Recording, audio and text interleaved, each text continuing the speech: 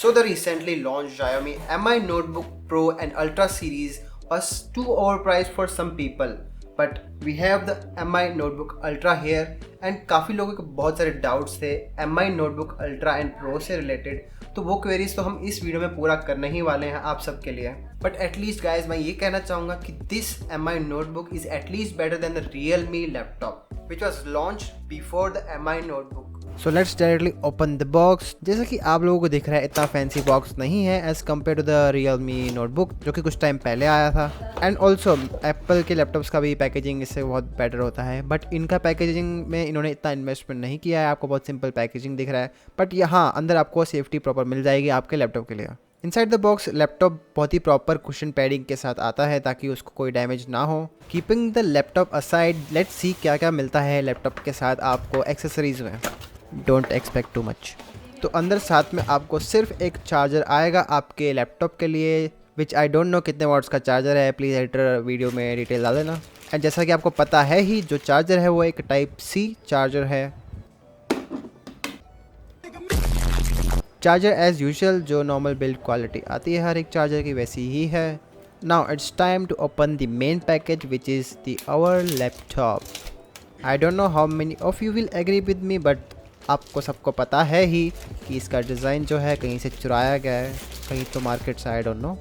But अगर आपको उस महंगे लैपटॉप का सेम वर्जन सस्ते में मिले तो ज़रूर उठा लें। Now let's take a closer look at our Xiaomi Notebook Ultra. As I want to say that it's a beautiful laptop.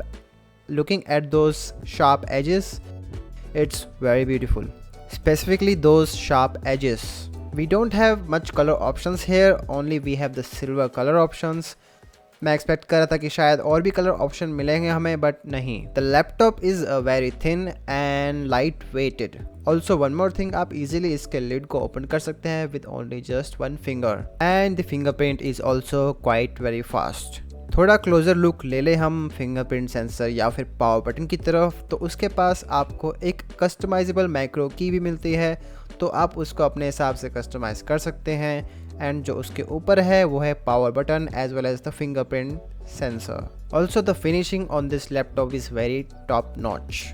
Laptop के हिंज की बात करें तो ये उतना 180 डिग्री तक पीछे नहीं जाता है, बट एटलीस्ट 130 और मे बी 140 डिग्रीज तक बेंड होता है। एंड जो हिंज की बिल्ड क्वालिटी है वो काफ़ी स्टर्डी है।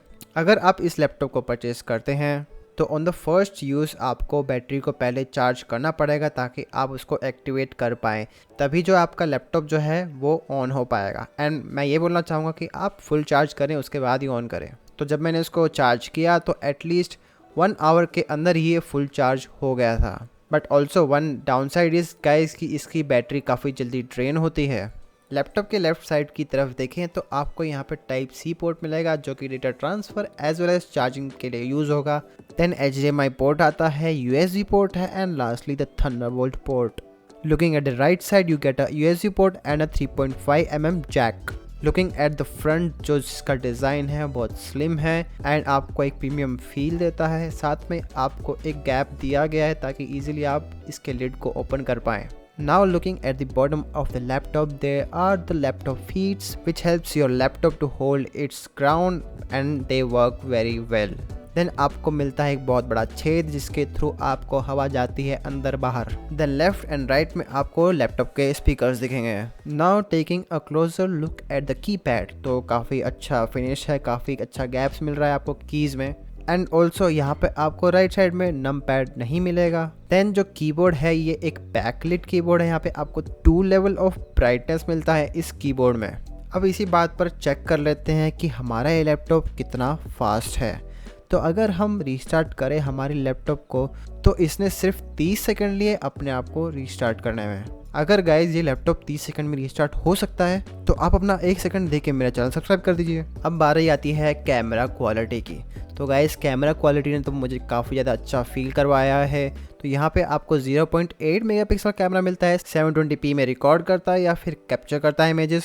प्रूफ आपके सामने है, मैंने आपके सामने जो स्टूडियो लाइट्स है उनको ऑफ किया है and only the tube light of the room is on. Next बारी आती है इसके डिस्प्ले की बात करने में। तो स्क्रीन का जो बेजललेस डिज़ाइन है वो आपको काफ़ी प्रीमियम फील कराता है, एंड जस्ट प्रीमियम फील नहीं कराता, ऑल्सो बिल्ड क्वालिटी भी उसकी बहुत अच्छी है। यहाँ पे साथ में हम उसका 3.2 के डिस्प्ले भी चेक कर रहे हैं। आपके सामने 4K फुटेज चल रहा है, HDR है, 60 FPS है, तो आप देख ही सकते हैं। ये पार्ट थोड़ी देर ऐसे ही चलेगा, अगर आपको स्किप करना है तो थोड़ा आगे जा सकते हैं।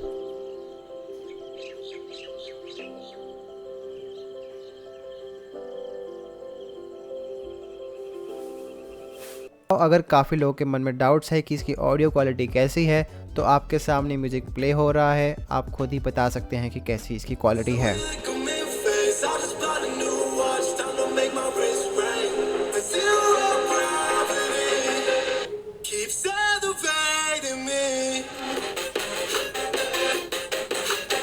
एज वी ऑल नो, इस डिस्प्ले में आपको 90 हर्ट्ज़ का रिफ्रेश रेट मिल रहा है, बट आपको यहाँ पे ऑप्शंस आते हैं कि आप 90 हर्ट्ज़ एंड 60 हर्ट्ज़ के बीच में स्विच कर सकते हैं, जो कि नॉर्मल चीज़ है। जस्ट ये चेक करने के लिए था कि आपको 90 हर्ट्ज़ का डिस्प्ले मिल रहा है या फिर नहीं, या फिर कंपनी बुद्धू बना रही है। अब हम उस पार्ट पे आते हैं जिसका आप बेसब्री से इंतज़ार कर रहे थे, जो कि गेम टेस्टिंग है and video editing and stuff. So first of all जो मैंने इशू फेस किया गेम से वो ये था कि जो भी मैं गेम चला रहा था वो एक विंडोड मोड में ओपन हो रहा था।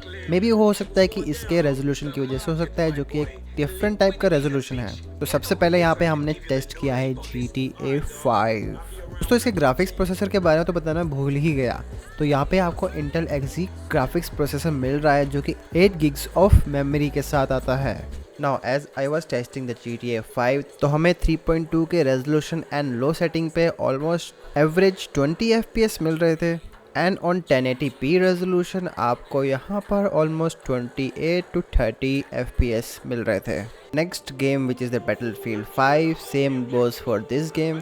तो यहाँ पर हमें 25 FPS एवरेज मिल रहे थे ऑन 1080p रेजोल्यूशन, एंड हमें ऑलमोस्ट एवरेज 15 FPS मिल रहे थे इन 3.2K रेजोल्यूशन।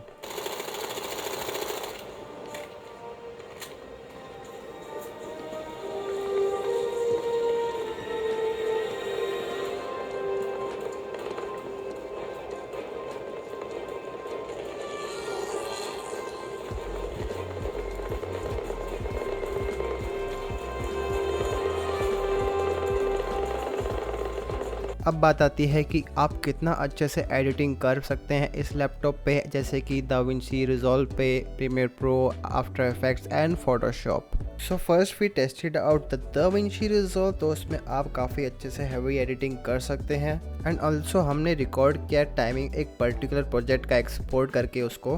तो इंटेल के Xe GPU पे उसको लगा 3 minute and 31 seconds, and Intel के i5 प्रोसेसर पे इसको टाइम लगा 3 मिनट 37 सेकेंड्स, यानी कि थोड़ा ज़्यादा लगा GPU से। एंड कंपेयर टू द 1050 एंड 3070, जैसा कि आपको दिख रहा है स्क्रीन पर, 1050 को टाइम लगा 1 मिनट एंड 16 सेकेंड्स, एंड 3070 को सिर्फ 40 सेकेंड्स लगे। एंड गाइस सारे जो भी हम टेस्टिंग किए हैं वो एक हैवी प्रोजेक्ट पे किए हैं। Now next comes the Premiere Pro. इसमें एक हैवी एंड लंबे प्रोजेक्ट को जो हमने एक्सपोर्ट किया, तो आपके लैपटॉप में उसको टाइम लगा almost 7 minute 15 seconds, and PC पे एक्सपोर्ट किया 1050 पे तो 6 मिनट एंड 13 सेकेंड्स, एंड 3070 पे 5 मिनट एंड 15 सेकेंड्स। बाकी कॉन्फ़िगरेशन सेम है पीसी एंड लैपटॉप के। Lastly we will talk about the After Effects. तो आप गाइज इस पे भी हैवी एडिटिंग कर सकते हैं, but still guys there is a limit, आप बहुत ज़्यादा हैवी एडिटिंग नहीं कर सकते हैं। तो इसमें हमने जब एक्सपोर्ट किया हमने लैपटॉप में, तो हमें 1 मिनट 47 सेकेंड लगा। नाउ यूजिंग द GTX 1050 हमें टाइम लगा 1 minute and 30 seconds, and on 3070 हमें टाइम लगा 50 seconds. Now lastly we will take a look at the specifications inside the laptop. तो जैसा कि आपको पता है ये 16 GB वेरिएंट है, एंड इसमें आपको 2 स्लॉट्स आते हैं रैम के, एंड दोनों स्लॉट्स ही ऑक्यूपाइड हैं, एंड रैम की स्पीड है 3200 मेगाहर्ट्ज़। नेक्स्ट हमने SSD चेक करी, तो हमने मॉडल नंबर भी पता चल गया, एंड ऑल्सो यहाँ पर लिखा हुआ है कंपनी जो है वो कियोजिया है, तो ये एक जैपनीज़ कंपनी है। देन हमने इसकी read and write speed check करी, तो it turn out to be 2400 megabytes read speed and 1400 megabytes write speed. Next we have the Wi-Fi 6 adapter, which is from the Intel company. The model number is AX201, which has a speed of 160 megahertz. And as I told you earlier that the Intel Iris Xe graphics has a GPU memory of 8 gigs as it can be seen in the task manager. At last guys, I will tell you that there will be another video related to this laptop after the 1 or maybe 2 weeks of usage of this laptop. And if people still have many more doubts relating to this laptop, there will be another video in a few days. So guys, thanks for watching this video and peace out.